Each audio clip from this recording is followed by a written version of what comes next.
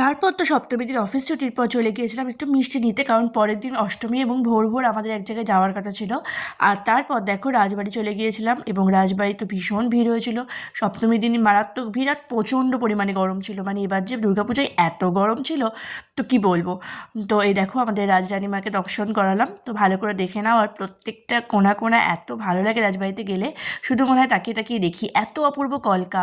আর এই দেখো আমার অবস্থা দেখো, পুরো একদম ঘেমে স্নান করে গেছি মোটামুটি। তারপরেও ছবি তুলতে বাদ রাখিনি, ছবি তুলেই গেছি আর কি। দুজন মিলে প্রচুর ছবি তুলেছি। তারপর দুটো বন্ধুর সঙ্গে দেখা হয়েছিল, ওদের সঙ্গেও ছবি তুলেছি। তারপর তো এই যে রাজবাড়ির পেছনটা একটু হাওয়া খেতে খেতে তারপর ঘুরতে ঘুরতে চলে গিয়েছিলাম ঘূর্ণিতে তরুণ সংঘ। এই ঠাকুরটাও আমরা প্রতিবার দেখতে যাই, এই ঠাকুরটাও খুব ভালো লাগে দেখতে। তো এই ঠাকুরটা দেখে তারপর চলে গিয়েছিলাম একটু মিষ্টি নিতে। আর এটা হচ্ছে আর একটা মিষ্টির দোকান। মানে যেহেতু গরম রসগোল্লা করছিল, তো সামনে দিয়ে যাওয়ার সময় দুটো খেতে ইচ্ছা করলো, তাই খেলাম। তারপর তো আর একটা ঠাকুর দেখে বাড়ি